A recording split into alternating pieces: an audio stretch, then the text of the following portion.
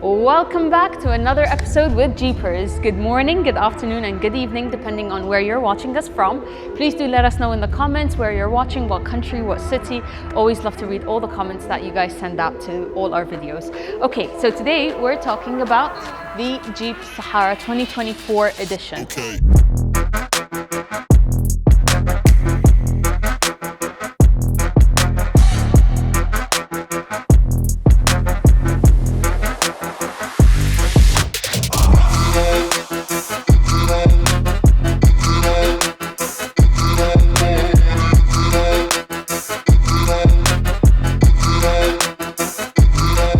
So we've started creating a new series within the series that we're doing for the builds, where I talk about them, what we've changed, what we've done, and why we do so. Usually we do aggressive builds, so this is one of the, it's not too aggressive and it's not too simple either. So we focused mainly on the lift and wheels and tires on here, and I'll talk you through them. So this is a 2024 Sahara edition. The 2024 models only come in the V4 engine, so the 2.0 liter turbo on the Sahara and the sport models. On the Rubicon, we had them as a 3.6 liter engine, if you care to know. So over here, what we've changed is we've installed the Falcon SP 2.1 shocks. The total height is a 4.5 inch lift kit.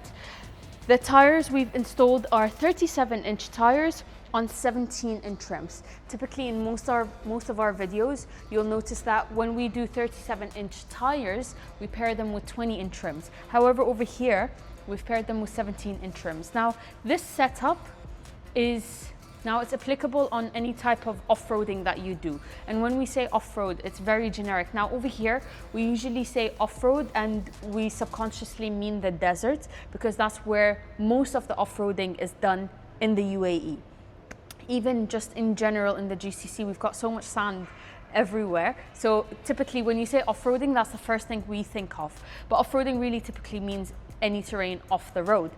So people that do rock rolling, mountain drive, stones, pebbles and stuff, this is more of a suitable setup for them than the usual setup we do, where you've got 37 inch tires and 17 inch rims, meaning you've got more rubber on this setup than a setup that has 20 inch rims, because the rims are so much bigger, they take away from the extra rubber you get, right?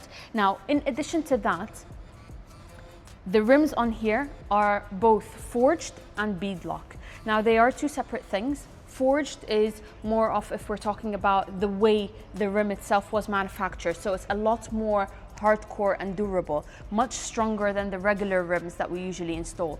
Now, with dune bashing, you don't necessarily need them to be as strong.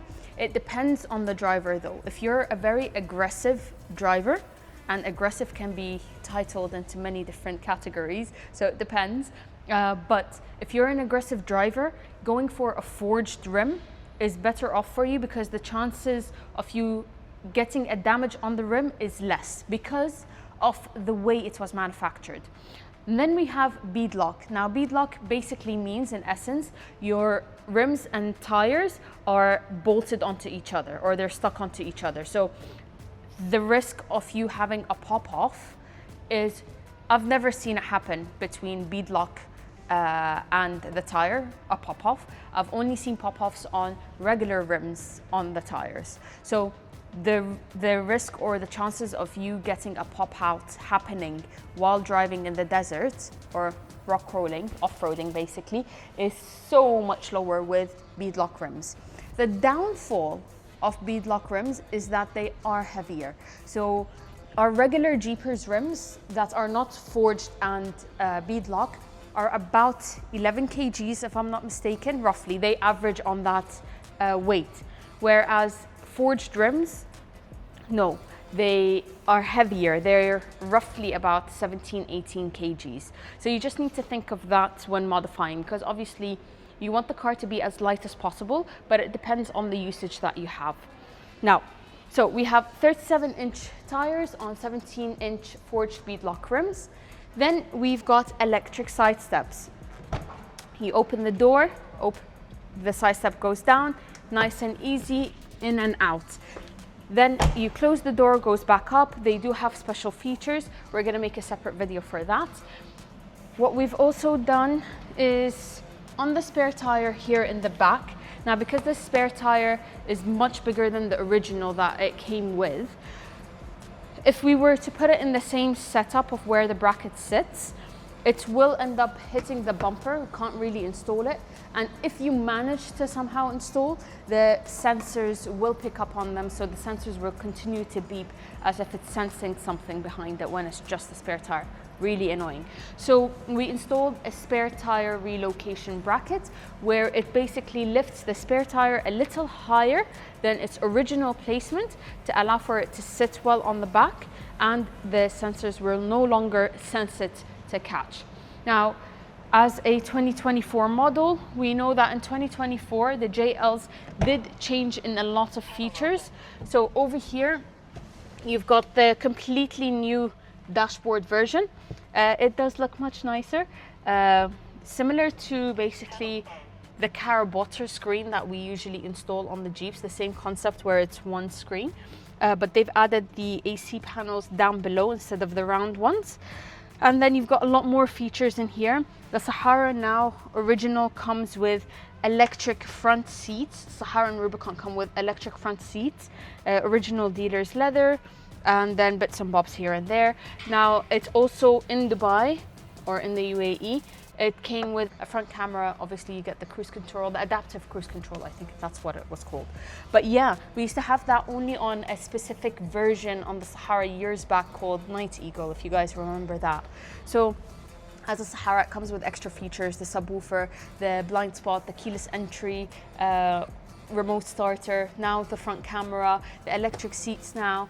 So those are all the same original factory modifications or features, and the modifications I mentioned are the ones we've added. There's one more modification we've done on this Jeep, and then we're done for today's vehicle setup, which is the bonnet.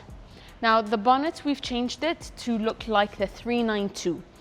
Now, we do have certain customers that don't want the 392 badge, but they like the look of it. So they don't want to pretend like they have a 392, but they want the badge. So we manufacture them without the holes that it usually comes with for the badge, but the badges are available for customers that do want the 392 logo on the bonnet. So there you have it for today. We've got a modification that is modified with the height and the lift and the tires that it's got, but without the extra bells and whistles. So it's not overly done, but it's not done as a very basic modification setup. Let us know what you think about that. We'd love to hear your comments. What would you have done differently? What do you like? What do you not? And what kind of videos do you want to see more of? Do you want to see more heavily modified builds, monsters? Or do you like the more regular, natural, everyday kind of a look setup? But yeah, let's always remember, it's not a Jeep if it's not a Jeepers edition. We'll see you in the next episode. Okay.